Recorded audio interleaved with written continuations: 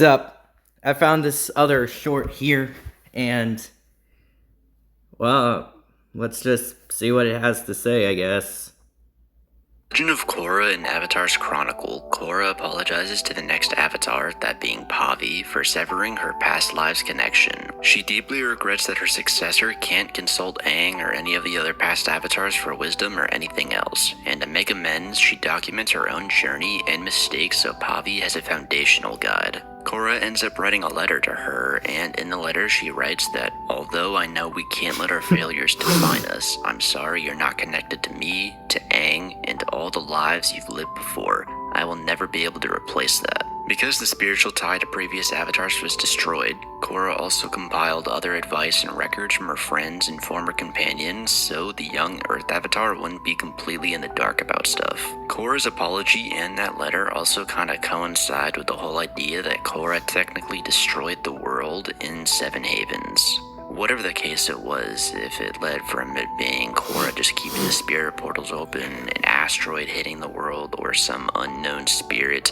it was just a massive global cataclysm, and Korra's desperate measures to protect the world kinda just failed. And this ultimately ended up reshaping the entire world, destroying the four nations, and creating the Seven Havens. And if Korra is responsible, or even if she isn't, it doesn't really matter because people in the Seven Havens era blame Korra and the Avatar as a whole for the apocalypse. So as a result, Pavi will face the heavy burden of being the Avatar in a ruined world while literally being hunted by everyone and everything. So if we do see Pavi get that letter and read it, or if we see her finally reconnect with Korra in the Seven Havens show, then that's probably going to be one hell of a scene where Pavi lets out all of her frustrations onto Korra. But what do you think about this? Honestly, as much as I've, in a way, hated on Korra, to be honest, by how much she has matured and grown as an avatar and a person in general towards the end of her show, this apology letter, in my opinion, actually does make a lot of sense for her character. And also, yes, the idea of Korra being the one to destroy the world does seem likely. And yes, I do feel bad for Pavi's condition in this new world that was created. But based on that image, I'm starting to think that maybe it wasn't all Korra. Like they said, it could have been Korra, it could have not been Korra. Honestly, by that, it showed a quick image. Where is it? Hold on.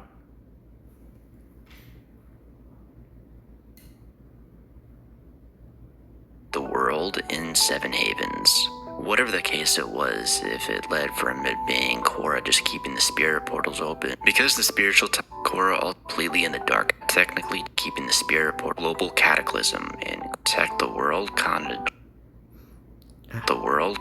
just failed, and this ultimately ended up reshaping. Okay, there's the image I was talking about. Yeah, going off of this image that this short decided to give, it makes me wonder if somehow Vaatu somehow temporarily possessed Korra, causing this destruction. Because honestly, I feel like that is probably a likely theory.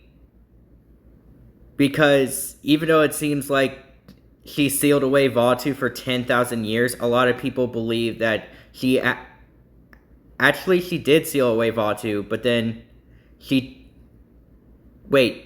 Actually, yeah. When she basically killed Unalaq as the Dark Avatar, I think that also basically temporarily killed off Vaatu. But since Vaatu and Rava are technically, in a way, are kind of like one entity and whatever, like that Vaatu started growing within Prime Rava, which means that I feel like somehow towards the end of Korra's life, she probably mentally just let go and Vaatu just took over and destroyed the known Avatar world. The entire entire world, destroying the Four Nations. A hell of a scene where Pavi lets out all of her frustrations onto Korra. But what do you think about this? Okay, so overall, yeah, I feel like this is valid. I still believe that my theory might be true. I mean, there is a lot of evidence hinting that Korra did destroy the world, whether on purpose or not.